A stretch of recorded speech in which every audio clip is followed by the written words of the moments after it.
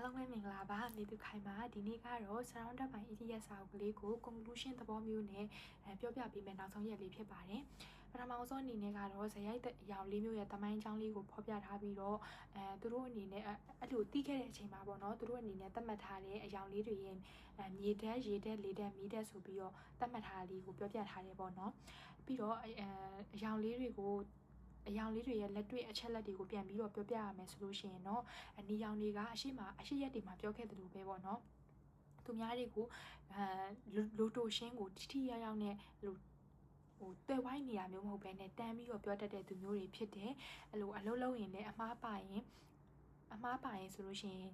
စိတ်မရှိဘူးပေါ့သူတို့ကိုidea တွေကိုသူတို့ idea တွေကိုတခြားသူကကောက်ကတ်တဲ့အခါမျိုးတွေမှာလည်းစိတ်မရှိတဲ့သူမျိုးတွေဖြစ်တယ်ပြီးတော့အစိမ်းရောင်တွေကတော့group တစ်ခုမှာဆိုလို့ရှိရင်ပေါ့နော်သူတို့ကကောင်းမွန်တဲ့ communication တစ်ခုကိုဖန်တီးပေးတဲ့ good listener လေးတွေဖြစ်တယ်ပြီးတော့ပူးပေါင်းဆောင်ရွက်တဲ့အချက်အနေအမှာလည်းပူးပေါင်းဆောင်ရွက်မှုကိုလည်းတမိုးထားတဲ့သူတွေဖြစ်တယ်ပေါ့နော်ပဋိပက္ခတွေကိုလည်းမလိုလားဘူးပြီးတော့အဝါရောင်တွေကကြတော့ဖန်တီးနိုင်စွမ်းကောင်းတယ်ဒါပေမဲ့လို့စကားအရန်ပြောတဲ့အတွက်ကြောင့်မလို့ပေါ့နော်တခါတလေကြားလို့ရှိရင်ဘေးနားကလူတွေကစကားပြောချိန်မရှိတဲ့အချိန်မျိုးတွေလည်းရှိတတ်တယ်သူတို့ကတခြားသူတွေပြောသူတို့သာပြောရင်ပြောမယ်ပေါ့နော်တခြားသူတွေပြောလို့ရှိရင်အာယုံမရှိတာမျိုးတွေလည်းဖြစ်တတ်တယ်ပြီးတော့အပြာရောင်ရဲ့ဇယိုက်လက္ခဏာလေးတွေကကြတော့ကိုတိကျဗတ္တိကျသမားလေးတွေပေါ့နော်အမားရင်းကိုလုံးဝလက်မခံဘူးသူတို့ကိုယ်တိုင်ကလည်းအမှားရင်းမရှိအောင်လို့တည်တည်ချာချာလုပ်ပြီးတော့မှအချက်လက်တွေကိုလည်းတေချာစုဆောင်တဲ့သူလေးတွေဖြစ်ပြီးတော့logic ဖြစ်တဲ့သူတွေပေါ့နော်အဲ့တော့ကိုယ်တိုင်စမ်းစစ်မှုရဲ့မေးခွန်းတိုလေးခေါင်းစဉ်လေးကိုတွားရမယ်ဆိုလို့ရှိရင်ဥပမာအနေနဲ့စီမံကိန်းတစ်ခုကိုဘယ်သူကဥဆောင်ခြင်းလဲလို့မေးလိုက်ပြီဆိုလို့ရှိရင်အယောင်၄ယောက်ထဲမှာအမြဲတမ်းကတော့အနီရောင်ကပဲသူဥဆောင်မယ်လို့ပြောမှာဖြစ်တယ်စကားပြောနိုင်ဆုံးစုကတော့သိတဲ့အတိုင်းအဝါရောင်ထွက်ကတဲ့သမားလေးတွေရမယ်ပြီးတော့ကိုတိကျမတိကျလေးတွေကတော့အပြာရောင်လေးတွေပေါ့နော်အရန်သူများteam တစ်ခုမှာဆိုလို့ရှိရင်ပဋိပက္ခတွေကိုအရန်မလိုလားအပ်တဲ့သူကတော့အစိမ်းရောင်သမားလေးတွေပေါ့နော်အဲ့တော့အဖွဲ့တစ်ဖွဲ့အနေနဲ့ပေါ့နော်ကွဲပြားခြားနားတဲ့အချက်လက်လေးတွေကိုပြန်ပြီးတော့conclude လုပ်ရမယ်ဆိုရင်ပေါ့နော်အယောင်တူတွေရှိနေတဲ့အခါမျိုးမှာဆိုလို့ရှိရင်အဲ့ဒီအသင်းကပေါ့နော်ပို့ပြီးတော့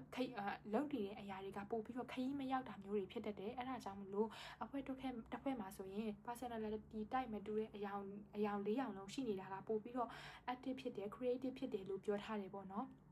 ဘာဖြစ်လို့လဲဆိုရင်အနီရောင်တွေရွေးစုနေတဲ့အသင်းမှာဆိုလို့ရှိရင်လည်းပေါ့နော်သူတို့ကအမြဲတမ်းသူတို့ရဲ့ idea ကိုပဲလက်ခံတာမျိုးလိုချင်တဲ့အတွက်ကြောင့်မလို့တယောက်နဲ့တယောက်အနီရောင်အချင်းချင်းတွေ့ရင်မကြိုက်တာတွေများပြီးတော့တိုက်ခိုက်နေကြလိမ့်မယ်ပေါ့နော်ပြီးတော့အဝါရောင်တွေပဲတွေ့မယ်ဆိုလို့ရှိရင်လည်းသူတို့ကစကားတယောက်နဲ့တယောက်ရဲ့ဆက်ဆံရေးကိုနွေးနွေးထွေးထွေးဖြစ်စေတဲ့အကြောင်းအရာတွေကိုပဲပြောတဲ့သူတွေဖြစ်တဲ့အတွက်ကြောင့်မလို့အလုတ်သိမ့်မတွင်မဲနဲ့တခါလေကြားလို့ရှိရင်အလုတ်တွေပါမပြီးတာမျိုးတွေဖြစ်တတ်တယ်လို့ပြောထားတယ်အစိမ်းရောင်တွေကကြတော့လေအဲ့ဒီအတိုင်းပဲပေါ့နော်သူတို့ကတိတ်ဆိတ်နဲ့နေတတ်တယ်ဥဆောင်လို့အသစ်အစမ်းတွေကိုဥဆောင်လို့စိတ်မရှိတဲ့သူတွေဖြစ်တဲ့အတွက်ကြောင့်သူတို့ကြီးပဲဆိုလို့ရှိရင်လည်းအဆင်မပြေနိုင်ဘူးပေါ့နော်အပြာတွေကလည်းထိုနည်းလက်ကောင်းပဲပေါ့နော်ဘာဖြစ်လို့လဲဆိုရင်သူတို့ကမှန်ကန်တိကျတဲ့အချက်လက်ရမှသာအလုပ်တွေကိုစလုပ်ကြတာဖြစ်တဲ့အတွက်ကြောင့်မလို့သူတို့မှန်ချင်းမလုပ်ဘူးဆိုလို့ရှိရင်ဥပမာပြောကြအကြောင်းတဲ့နေတဲ့သူတွေပဲဖြစ်ဖြစ်အလုပ်မှာပဲဖြစ်ဖြစ်ပေါ့နော်အပြာရောင်သမားတွေပဲစုနေမယ်ဆိုလို့ရှိရင်အလုပ်တွေကသူတို့တည်တည်ချာချာသိရမှလုပ်မယ်ဆိုလို့ရှိရင်အလုပ်တွေမတွင်ပဲနဲ့ပေါ့နော် deadline တွေကြော်နိုင်နေဆိုတဲ့ဟာလေးကိုတည်တည်ချာချာလေးရှင်းပြထားတယ်ပေါ့နော်ဒီနေ့ဗီဒီယိုလေးကတော့ဒီလောက်ပါပဲကိုပြောပြပေးတဲ့ surrounded by idiot လေးကိုအမှားပါတယ်ဆိုတာအမှားတွေပါနေရင်တော့မှပေါ့နော်တီးခံပြီးတော့နားထောင်ပြီးတော့9ရက်လုံးမှာတေချာလေးနားထောင်ပေးတဲ့အတွက်အားလုံးကိုကျေးဇူးတင်ပါတယ်အားလုံးပဲတာပြည့်ရွှင်တဲ့နေ့လေးဖြစ်ပါစေရှင်တတား